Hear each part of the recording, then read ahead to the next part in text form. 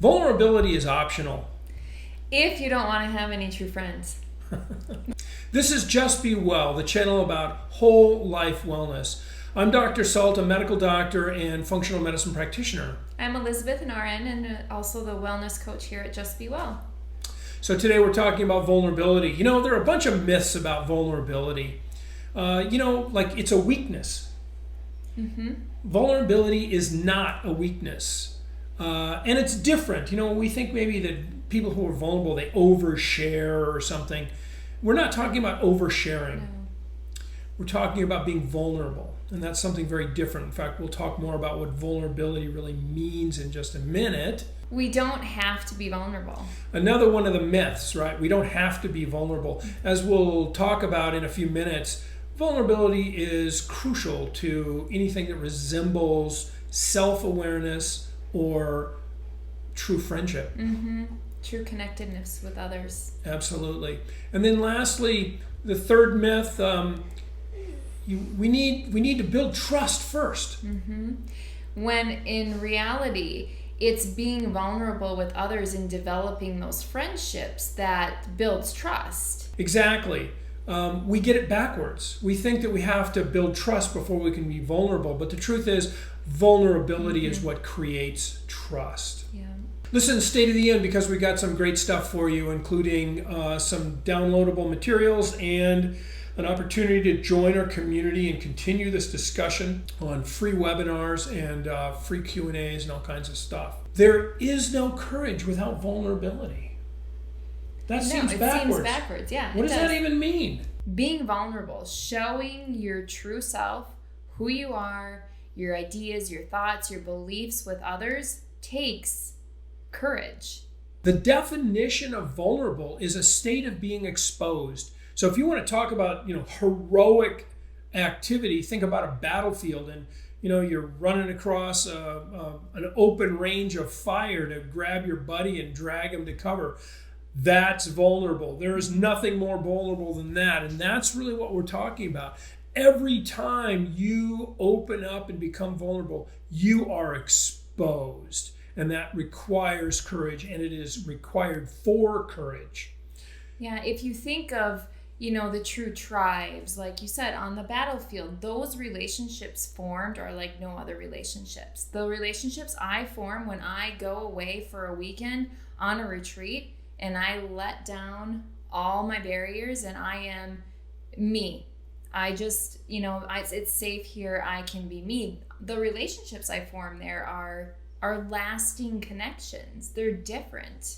When you are vulnerable, you are exposing your true self. Mm-hmm. And there is no rejection more harsh than a rejection of your true self. It's like when one of your friends thought you were joking and you were serious and they laughed at you, mm-hmm. and they didn't realize you were being vulnerable. They didn't realize that it was a sensitive moment, and it just takes you to your core. Mm-hmm. And it's the same thing. If you go away on a vacation and you're with people and you're sharing intimate things, you bond in a way that is different. Mm-hmm. When you're vulnerable, part of you is naked. You are stripping off all of the armor and you are becoming more of your authentic, true self. So while it's true that rejection is more powerful, it's also true that it is the first step towards self-regard, bringing self-regard within you instead of some external thing. We want to have a sense of self that comes from within. Right, and when you are exposing that sense of who you are, and you realize that even when it is rejected, that you survive, that you're going to be okay, and the rewards of establishing those benefits of being vulnerable, those true relationships, is worth the few negatives that you're going to encounter along the way. And it's going to build you up knowing that it's okay. I can take care of myself. I still love myself, even if others can't love and accept me. I was watching Gary Vee the other day. All of you know who that is, I'm sure, famous social media guy. Anyway, he was at a big deal, and some little girl in the audience made a comment about one of his videos and said she loved it, and if people call me stupid, I just don't care. And he called her up on stage, and he told her she was the smartest girl in the room, and then he yells to the audience, if she knows this, what the bleep is wrong with you? But it's really true. If we're solid in ourself, if we have some intentional living that we've cultivated, if we have some self-acceptance that we've cultivated, then the vulnerability piece is sort of the next step, or it's part of the same step, really. And being vulnerable becomes less painful, because when somebody says, well, you're stupid, it's like, oh, what do you mean I'm stupid? I have an idea that's different from yours. That doesn't make me stupid. And that becomes a powerful stepping stone.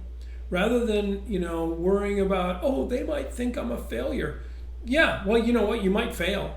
But another way of thinking about a failure is an education. Rather than worrying about failure, be vulnerable. Do the thing that excites you. And if it doesn't work out, next.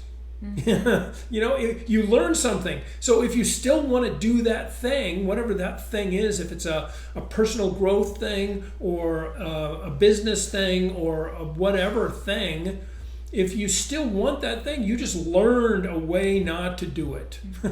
Or you learned a small mistake that caused an issue that you can correct. So be vulnerable, take the action, and take the consequences. Be personally vulnerable and responsible to the consequence, so that you can learn from it rather than hide it and be ashamed of it. And along the way, our self-love and self-acceptance do grow with being vulnerable. It's not, I'm going to wait until I feel like I can totally accept myself and those things that I don't like about me, and then I'll be vulnerable. It's becoming vulnerable and being open to sharing yourself with others, you realize, is the growth that's needed and the step that is needed to build your own self-love and connection with others. So it's like, all together, it is forming itself at once. Your soundbite: love yourself and watch the change happen, not change so that you can love yourself, right? Love yourself and then watch the change happen. So this idea of vulnerability being weakness, or that you don't have to have it, it's ridiculous. Cultivating an inner sense of acceptance and being vulnerable is how you create that limitless life that you're really after. If you're feeling lonely, if you're feeling like you don't belong anywhere, I encourage you to take that step and just be you. It takes being open and being vulnerable to really have a true sense of belonging anywhere, because until you show up as you, who you are, you're not going to belong anywhere. I can't remember who said it, but if you believe you can or you believe you can't, you're probably right.